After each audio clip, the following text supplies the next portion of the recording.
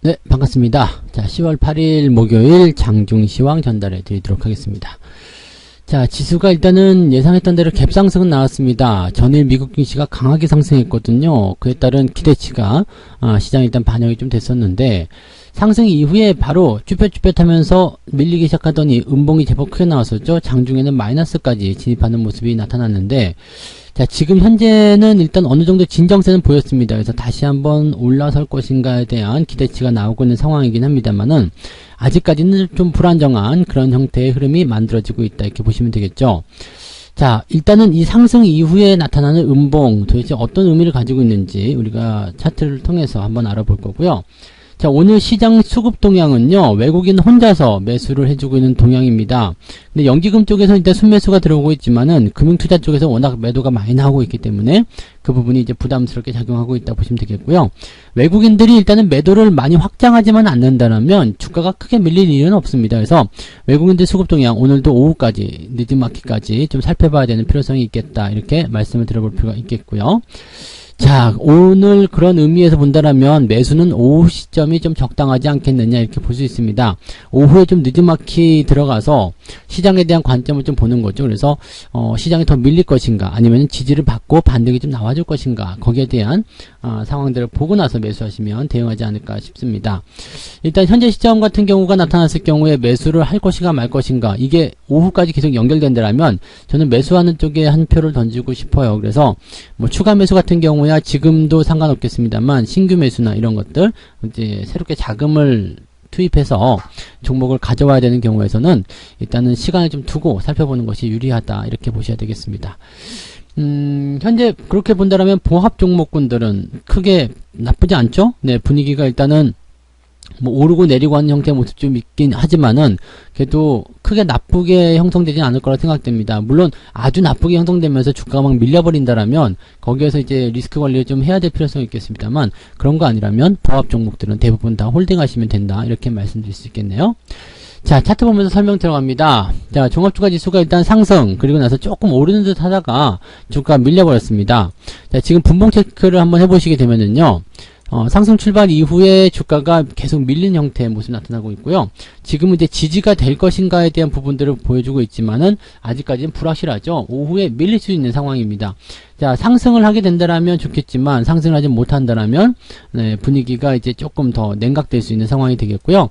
주가의 흐름 자체가 일단 지지선대를 여기 아래쪽, 2370포인트 정도까지 형성되어 있기 때문에 거기까지 밀려도 별 문제는 없을 거예요. 종목들이 뭐 움직임이 나빠진다거나 갑자기 이상해진다거나 그런 모습은 없을 것 같은데, 자, 그렇다고 하더라도 주가가 일단 밀려 내려가게 된다면 다음날 추가적인 하락이 나타나는 것에 대한 부담감이 생기게 되는 거죠. 그러니까 상승 이후에 이렇게 밀려서 내려왔다라는 부분들은 어느 정도 상승에 대한 기대치가 시장에 거의 다 반영이 됐고, 또 단기적인 조정에 대한 가능성을 열어놓은 상태다라고 볼 수가 있는 부분이죠. 그러니까 음봉이 이렇게 상승 출발하고 나서 바로 음봉이 형성돼서 내려오게 되면은요, 대부분은 오후 시점까지 변동성이 좀 확장되는 경향이 좀 있습니다. 그래서 그런 것들은 우리가 참고하고 대응하셔야 되는 거고요. 만약에 오후 시점이 지나가는 타이밍이 됐는데도 주가가 계속적으로 음봉이 나와 있는 상태다라고 한다라면 거의 종가 무렵까지 지켜보고 마지막에 대응을 해주시는 것이 중요하다, 이 말씀 드릴 수 있겠습니다. 반면에 중간에 뭐 12시 반, 1시 뭐 이렇게 됐는데 주가가 꼬리를 대고 올라가기 시작한다, 이렇게 된다면 거기서 그냥 저점 잡고 올라가는 거나 마찬가지예요. 그렇기 때문에 그렇게 되면 매수를 조금 앞당겨서 진행할 수가 있는 거죠. 즉 오늘처럼 이제 주말장이거나 또 만기일이 있거나 이렇게 변동이 나올 때 주가가 갭으로 튀어가지고 올라갔을 때는 이렇게 내려오는 부분들에 대한 변동을 생각해야 되기 때문에 매수를 바로 들어가시기는 좀 어렵습니다. 그러니까 매수를 바로 들어간다기보다는 조금 기다렸다가 대응하시는 것이 필요하겠고요. 한 가지 우리가 생각해 볼 만한 부분들은, 자, 그러면 매수를 아예 하면 안 됩니까? 이것도 아니죠. 왜냐면 신규 매수에 대한 부분들에서만 이제 변동성을 확대가 될 수 있는 부분이기 때문에 조금 더 유리한 가격에 매수하자가 되는 거고요. 기존에 보유하고 있던 종목이 흐름을 좋게 만들었다거나, 또는 뭐 지금 손실 나고 있었던 종목들이 올라오는 패턴을 만들었다, 뭐 시장과 관계없이 움직이는 거잖아요. 그럴 때는 추가 매수를 그냥 하셔도 상관이 없습니다. 그러니까 장이 올라가고 있는 과정 속에서 나타나는 조정이기 때문에 거기에 따른 단기적 변수에 대한 리스크 대응이죠. 그래서 신규 접근에 대한 부분만 우리가 고민하시면 되는 거고요. 추가 매수나 이런 부분들에 대해서는 일단 일단 오늘 종목이 강하다라면 크게 문제없이 진입을 하셔도 상관없다. 이렇게 보시면 되겠습니다. 자, 시장별로 본다라면 종합주가지수가 0.2%, 0.16% 이렇게 되고 있고요. 코스닥 지수는 뭐 비슷한 상황이긴 합니다만 조금 더 괜찮죠. 상승폭과 그 다음에 이 음봉의 크기가 조금 더 작은 형태입니다.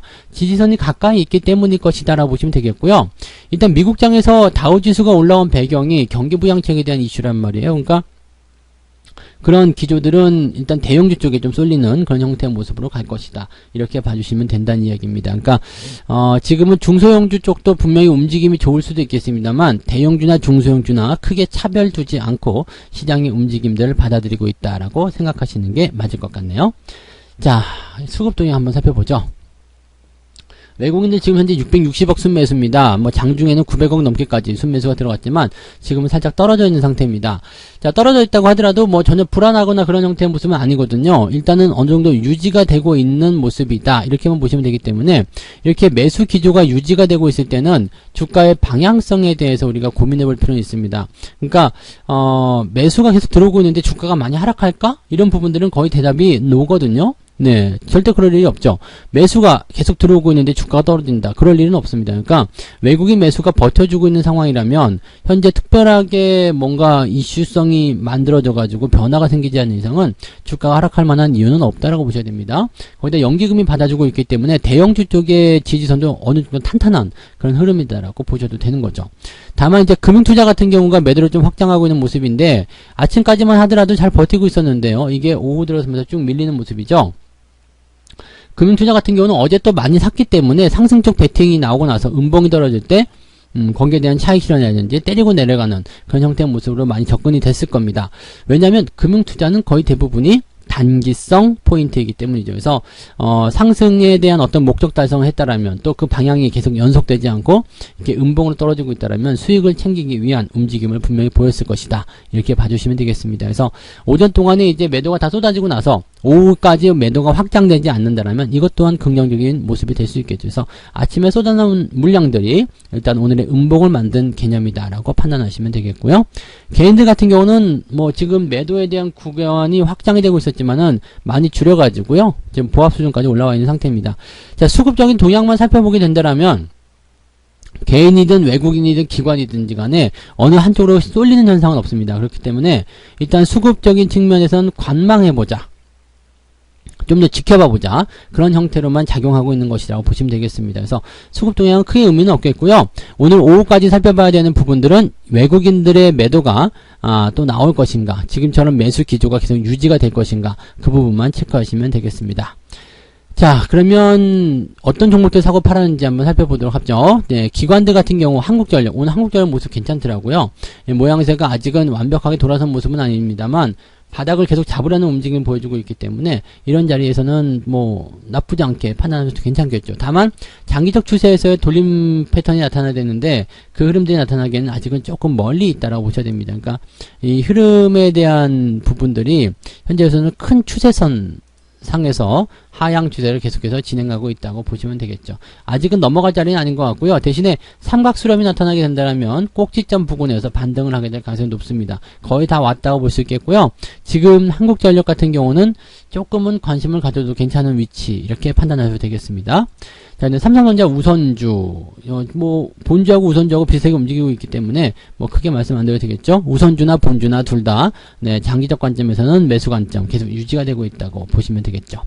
최근에 관심을 많이 끌었던 롯데케미칼 오늘도 많이 올라가는데요. 추가 상승이 나타날 수 있는 부분인 것 같습니다. 일단 화학업종에 대한 기대치가 좀 있는 편이고요. 이거는 추세를 완벽하게 돌려버리는 형태의 모습이 만들어졌고 지지선 다 확보가 된 상태죠. 이평선도 잘 잡아놨기 때문에 당분간 이런 화학주들의 랠리는 조금 더 진행될 수도 있겠다고 보셔야 될 것 같습니다. 이거 말고도 오늘 금호석유 같은 경우도 많이 올랐죠.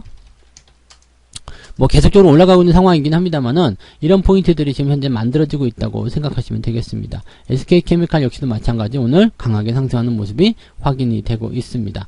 다만 SK케미칼 같은 경우는 백신과 관련된 부분이기 때문에 거기에 대한 어떤 이슈성 포인트가 다 주가에 반영됐을 가능성이 높다 정도만 생각하셔야 되겠고요. 여기서 뭔가 대단한 포인트 2차 반등을 통해서 전고점 넘어가서 뭐 이런 것들은 아직은 확정짓기가 어렵다고 보셔야 되겠죠. 자, 반면에 현대차 순매도 나오고 있고요. LG화학 순매도 나오고 있습니다. LG화학 순매도가 나옴에도 불구하고 LG화학 축세가 다시 좋아졌어요. 그러니까 지금은 LG화학에 대한 매도가 아니라 일단 좀 더 지켜봐야 되는 그런 상황. 일단은 매도보다도 홀딩, 그 다음에 매수 같은 부분은 아직 좀 껄끄러운 부분이 있기 때문에 홀딩 전략만 유지하셔도 충분하지 않겠나 생각이 듭니다. 삼성전자 순매도 나오고 있고요. 현대 모비스도 순매도가 나오고 있는데, 모비스 같은 경우는 뭐 크게 의미 없죠. 네, 일단 추세가 아래쪽에서 형성되고 있는 상황인데, 내려가면 더 사지 뭐, 이런 생각하셔도 별 문제 없을 것 같아요. 네. 외국인들 같은 경우도 한번 보죠. 외국인들은 삼성전자 순매수, LG화학 순매수, 삼성 SDI 순매수. 일단 뭐 분위기 배터리 쪽으로 막 잘 들어가고 있는 모습인 것 같아요. 괜찮죠? 그래서 흐름은 일단 더 지켜봐도 괜찮은 그런 모습들인 것 같고요. NC소프트 같은 경우는 주가가 계속 하락할 수밖에 없다고 그랬습니다. 계속적으로 말씀드리는 거기 때문에 NC소프트에 대한 비중은 좀 줄여놓고 대응하시는 것이 반드시 필요하겠다라고 보시면 되겠고요. 넷마블 같은 경우도 주가가 만약에 반등이 나오면 어디까지 갈까 같습니까? 라는 질문들도 있었는데요. 사실 보통은 이제 기술적 반등 같은 경우는 고점과 저점 대비해서 한 절반 정도 수준, 그 정도가 이제 매물대가 가장 많거든요. 그러니까 그 정도, 한 18만원대까지 기술적 반등은 예상되고 있다. 다만, 주가가 반등했을 때 일이죠. 주가가 오르지 못하고 떨어져 버리게 된다면 문제가 생길 수 있습니다. 그래서 그런 부분들은 참고하면서 대응하시는 것이 좋겠죠. 자, SK 하이닉스 같은 경우는 위치가 계속 유지가 되고 있기 때문에 계속해서 매수 의견 나쁘지 않고요. 보유 관점도 유지를 해 나가시면 되겠습니다. 뭐 수급적인 동향에서도 뭐 크게 움직임이 뭐 달라지거나 변화가 있거나 그런 거 없습니다. 뭐 대형주들도 누가 팔면 누가 사고 이런 식으로 나오고 있기 때문에 별로 특징적인 부분은 없었고요. 그냥 오늘은 시장이 어떻게 본다라면 만기일이기도 하고 또 아침부터 수급의 변화가 있었기 때문에 내리는 것보다는 일단은 소폭 상승세로 마감이 되거나 아니면은 좀 올라가는 형태로 진행이 될 것 같습니다. 다만 이제 우리가 생각해 봐야 되는 것은 아침에 갭상승이 너무 과도했다라는 부분이죠. 그래서 그것 때문에 음봉에 대한 처지를 벗어나기는 좀 어렵지 않겠느냐 이렇게 보여집니다. 물론 뭐 주가가 더 빠지지만 않으면 되기 때문에 음봉이든 뭐 아니면은 뭐든 관계가 없겠죠. 그러니까 고점에서 아침부터 막 흥분해서 따라가는, 야 오늘도 장이 올라가네 그러면서 막 아침부터 질러서 대응하시는 그런 전략만 아니었다면 오늘 충분히 여러분들 승산이 있다고 보시면 되겠습니다. 매수는 천천히 하시면 되는 거고요. 가지고 계신 종목들은 꽉 붙들고 가시면 크게 문제없이 오늘 장도 통과하실 수 있을 거라 생각합니다. 자, 오늘 여기까지 이야기 해드릴게요. 저는 마감 시황에서 다시 오겠습니다. 고맙습니다. 본 방송에서 제공되는 모든 정보는 투자 판단의 참고 자료이며 투자의 최종 책임은 본 방송을 이용하는 본인에게 있습니다.